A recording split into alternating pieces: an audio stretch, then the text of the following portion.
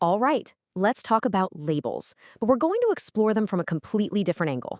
This isn't about just managing them, it's about seeing them as part of something so much bigger, something incredible, the architecture of you. Think about it. So often when we talk about our challenges, the conversation starts with what's missing, right?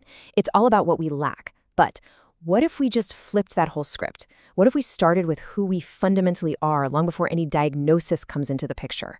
That's the real tension we're digging into today. You know the ones labels like ADHD, OCD, dyslexia, they can feel like these giant blinking signs that just list our limitations. And let's be real, the challenges they represent are absolutely valid. They can make daily life really, really tough. But the big question is, are they the whole story? Not even close. This brings us to a really powerful way of looking at it. A label can be like a fence. Sure, it marks a boundary, it shows you where a certain line is, but it doesn't define the entire landscape. It's just one piece of a much, much bigger field. This is where we pivot. We're going to stop staring at the fence and start exploring the whole property. So how do we see that whole field? Well, we start by surveying our own terrain. This is the big shift right here. We're moving from seeing a limitation to understanding a landscape. I want you to think of yourself as an architect. What's the first thing an architect does? They get to know the ground they're about to build on. And getting to know your own unique wiring isn't about feeling sorry for yourself. It's the exact opposite. It's a power move. It's about gathering the essential information you need so you can build something strong, something meaningful, and something that is authentically 100% yours.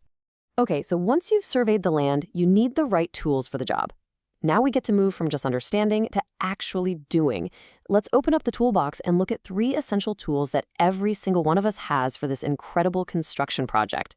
And here they are. You've got your materials, you've got your crew, and you've got your compass. First, the amazing fact that our building materials, I'm talking about our brains, are totally malleable. Second, we have to remember we don't build alone. We need a construction crew. And third, we need a compass to make sure we're always building in the direction that matters. Let's start with our materials. Neuroplasticity. Seriously, this isn't just some motivational fluff. It is a biological fact. Your brain is literally designed to change, to adapt, to rewire itself. And what that means for you is that you are not stuck. The blueprint isn't set in stone.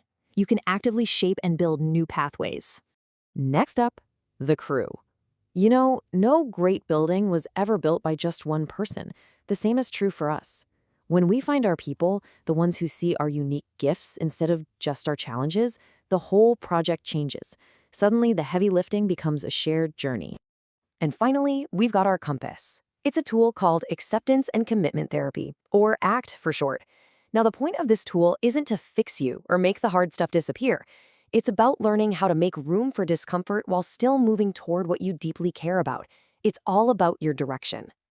Think of it like this. For a long time, maybe you've been letting your challenges steer the car, right? They decide where you go, what you avoid, how you live. ACT is about you getting back into the driver's seat. You accept that the difficult passenger is still in the car, but you are the one driving. And you are driving straight toward your values. So, with our terrain surveyed and our toolkit in hand, we get to the final and honestly the most exciting part, actually building your life's work. This is where we take that simple blueprint and start creating a true masterpiece. This is the ultimate reframe. Your unique neurological wiring is not a design flaw. It is not a mistake. It is simply a different set of tools. And what can you do with a different set of tools? You can build things no one else can, in ways no one else has ever thought of. And that brings us to a huge question. I want you to forget the labels for a second. Forget what you think you can't do. Just ask yourself, who do you want to be? What kind of person do you really want to be in this world? And that first question leads directly to this one, because it shifts the focus from just how you feel inside to what you do outside. Your life isn't just about feeling good, it's about doing good. So what is your contribution? What do you want to build and bring to this world? Let this one really sink in. The objective was never to sand down all your interesting edges just to fit into some boring, pre-made box.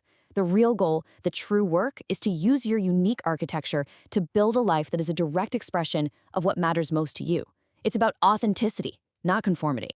And that leaves us here. Your value was never, ever defined by a label or by how well you fit a mold. Your value, your legacy, it's all defined by what you choose to build, what you choose to create, and what you choose to contribute. So go build.